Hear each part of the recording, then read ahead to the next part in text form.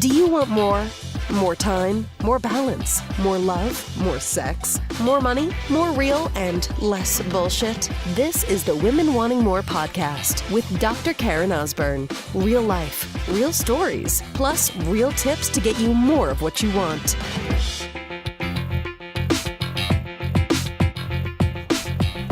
So, sister, let's talk today, have a conversation about something which I know that you know.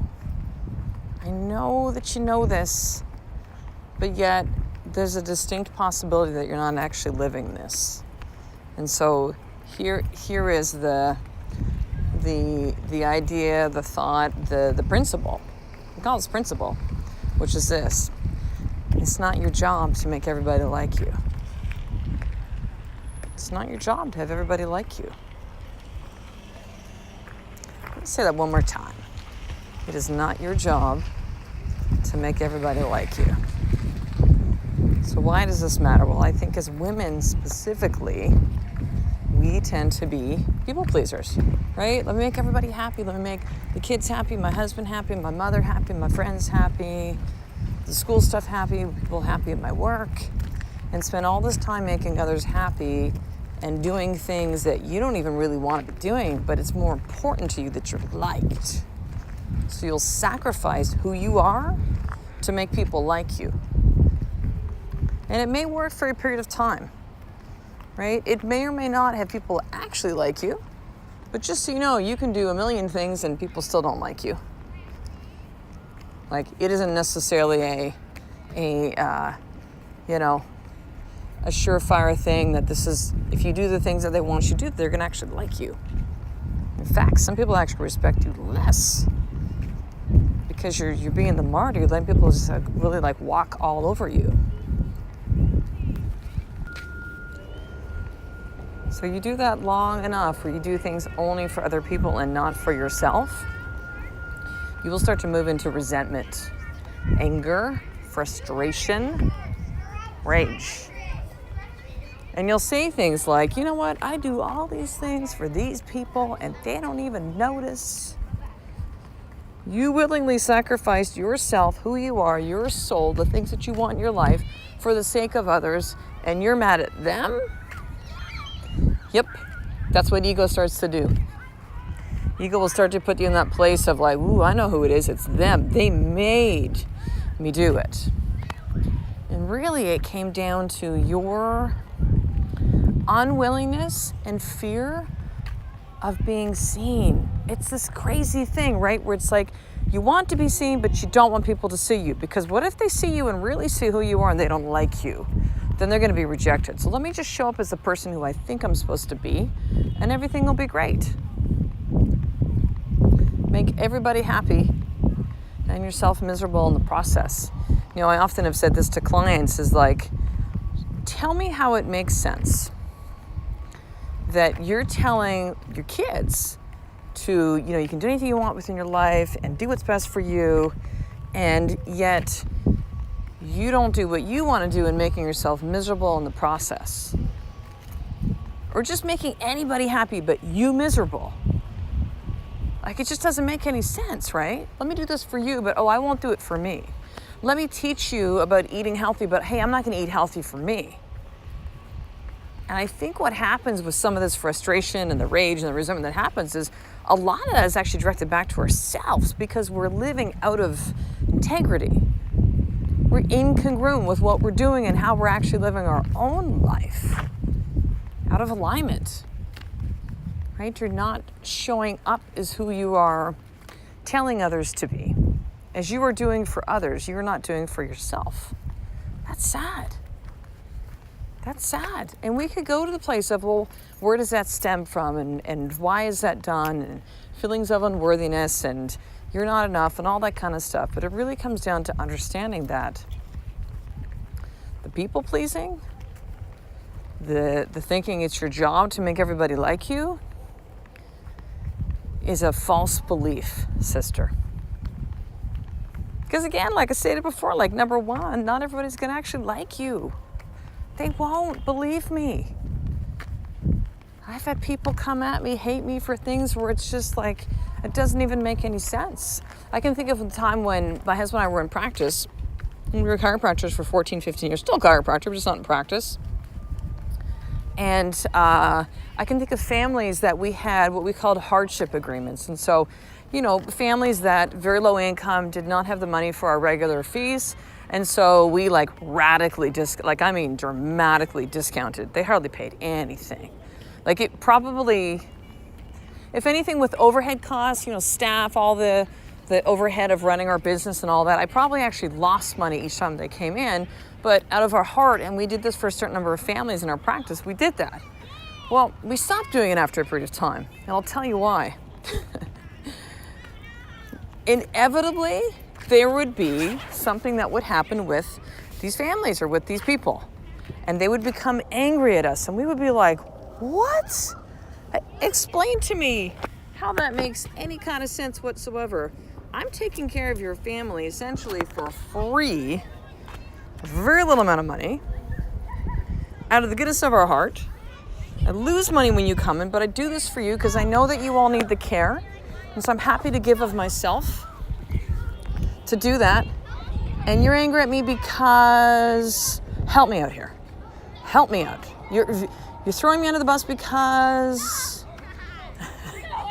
What really happened with that, by the way, is there was the universal law of exchange, right? It was out of exchange. And this is what we realized after a while. Is here's what's happening. They know the care is worth more. They're not able to pay more. And so there's some resentment about that. They feel like they're out of exchange. And most commonly they don't consciously have that awareness, but this is how it ends up being shown in that behavior.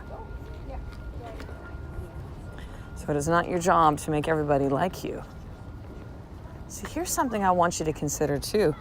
What if there's something that's in who you are and the way that you show up and the way that you speak and whatever else that kind of, people use the word trigger. I use it too. It triggers somebody, right? It creates some kind of a shift in them. For some people, it'll be inspiration. For others, they're pissed as hell that you said or did something. I've had both happen. But what if you didn't show up the way that you actually are and they were never ever able to have that experience, and that experience was a necessary part of their expansion and growth? And if you held back on that, not only are you hurting yourself, you're actually hurting their path, because too that we're all connected, sister. This is not you're doing your thing, I'm doing my thing, she's doing her thing. No, we're all connected. So what happens to you happens to me. What happens to that person happens to me. There's a connection to this universe, to this world. It's not separate. So when you think it's your job to make somebody like you, here's the other crazy piece of this, okay? Life isn't about getting to a place where you're always happy and always in a place of joy and always it's not. You can feel joy and be going through a lot of challenges. You can feel peaceful and actually be going through a lot of pain in your life. It's part of the human experience to have these different things. And so I believe that you thinking that it's your job to make everybody like you, that somehow that you feel that is the end result, right? We all have to get along. No, we don't have to all get along. We really, really don't. I think we need to be kind with each other. I think we need to be respectful. But I can tell you right now, there's certain people that I might choose to avoid because it just doesn't work for me. I don't have any judgment towards those people anymore.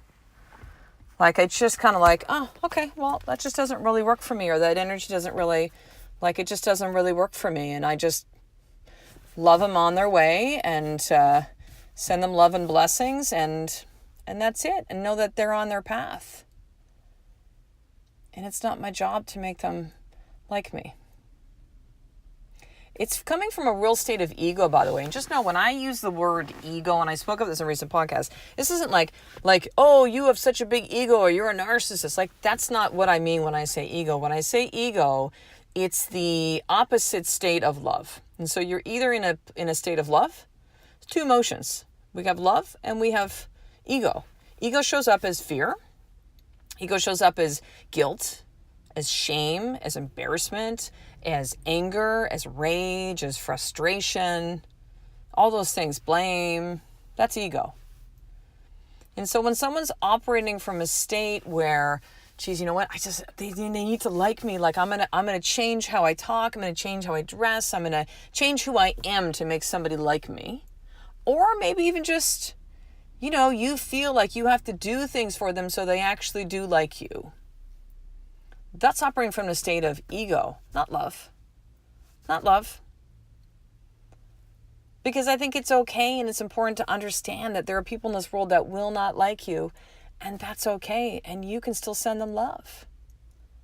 So let me give you an example. I actually wrote about it. Maybe I'll Evan, who is my awesome producer of these podcasts. Thank you, Evan. I appreciate you, brother. Evan, I'm going to have you go to the One Want to More Facebook page and link up a post that I recently, that actually, I posted less than, when was it? Maybe 18 hours ago? I think it's been shared like 15 times right now. But it's an experience I had at a Starbucks. I'll just share this kind of really briefly, and we'll link this up in the show notes. And if you could please, Evan. So it's the one that says at the top about like, I looked down and saw her scars or something like that. So you'll see that post on there. And so I was at Starbucks, and there was the person that's helped me, the barista, and she had the most emotionless look on her face. She looked angry. She looked like she was just pissed that I was in front of her. Like, just contempt almost, And so I'm like, okay. I kind of like checked it out. Now, in the past, I definitely would have been like, well, what's her problem? Right? And I went there for a split second. I had a little bit of judgment for a second. And then I looked down and I saw the scars on her arm. And if you know anybody, or maybe this is you, sister, who has cut themselves in order to feel, because they feel so numb, and so they'll cut themselves. A lot of times it'll be their arm, the forearm. And I looked down and I saw all the scars on her arm from cutting. And I went, okay.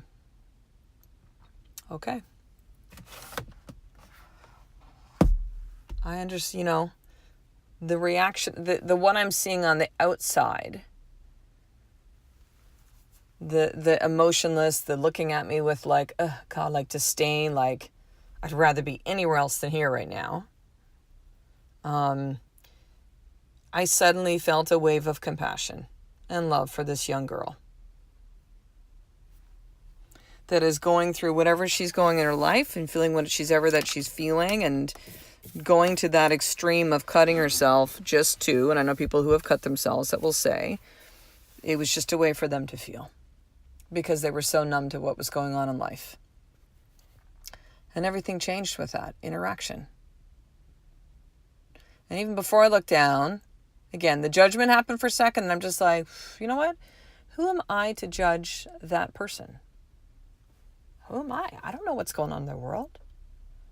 Maybe you see a lot of stuff going around now on like Facebook and Instagram and all this stuff about mental health, and a lot of people that have taken their lives, and just saying something to the respect of the people that appear to need help the least are probably the ones who need it the most. And so I think about that, and I'm like, well, how do you know who's the person that needs love the most? Well, how about you just send love to everybody and blessings to everybody, even if they're being not nice to you. Because maybe they need that. Because maybe they need it. But I'll tell you what they don't need. They don't need for you to show up as somebody different just for the sake of wanting them to like you or thinking that it's your job to do so. So I didn't act any differently. I didn't to this young girl to say like, oh, are you okay? And try to, shift and change and all this kind of stuff. I just still stayed as me. And you'll read the story in the show notes link that kind of goes more into what actually went down. But it wasn't my job to make her like me. It was my job to just simply be me in a state of love. That's it. So here's your more tip for today. I want you to think of one person in your life right now. It could be your husband, your partner, right? It could be your kids. Hey, isn't it easier to be the friend than to be the parent? So much easier. I find I kind of skate the line, right? Like we'll have fun, but then it's like, no, dude, I'm not your friend. But it would be easy to stay in that place. It totally would. It would be easy to kind of, to make sure that all the moms at school like me. It would be easy for me to have everybody like me, and everybody's great, and everything's awesome, and I'm just this jokester and everything. But that's not real life. That's not real. It's not my job to make people like me. So where is it for you that you are putting on this dog and pony show of being somebody who you're not? Just be really honest about that, right? And I want you to journal this. So who is that person? And then here's the second piece of this. There's actually two more pieces. Number one, what is it costing you to be so focused on having them like you? And number three is, what is it costing them for you to not show up as who you are potentially? For you to be trying so hard. And listen, you know what it's like, right? Remember like when you were a kid in school and there was that kid that like really, really, really, really, really wanted to hang out with you or play with you and like you, and it was like it repelled you, right? Why? I think it's really because it's like they weren't being authentically who they are. They were like, quote, trying too hard, right? Like it's like let's just have this be a little easier. So who is that person? What is it costing you? What is it costing them for you to think it's your job to have them like you? So sister, one thing I'll have you do finishing up, if you do not already subscribe to the Woman Wanting More newsletter, I want you to do that right now. I'm going to send you 3 amazing videos, which actually helps you remember who you are, how to drop stories and create new ones. And so right now, head over to drkarenosborne.com/action guide, and I will hook you up on those trainings right away. In addition, you're going to also get all of the podcast episodes emailed directly to your inbox with all the show notes. So for example, what I'm talking about right now is that Facebook post, which has been shared a cajillion times, and there's tons of comments, interaction, and yeah, beautiful. You're going to get, there will actually be clickable links in your email, so you don't have to go and search it and find it. It's just right there for you. So head over right now and do that at drkarenosborne.com/action guide. So I will talk to you in the next episode, sister. A life of more is one step away. Now I'm going to pause here for a second because I'm changing up my sign off. It's not going to be the same anymore because things are changing and expanding. So it's really one step away from you being who you are. Yeah, you being who you are every single day. I love and appreciate you, sister. To get the show notes of each Women Wanting More episode, including the How to Get More tip, subscribe to the newsletter at drkarenosborne.com/newsletter.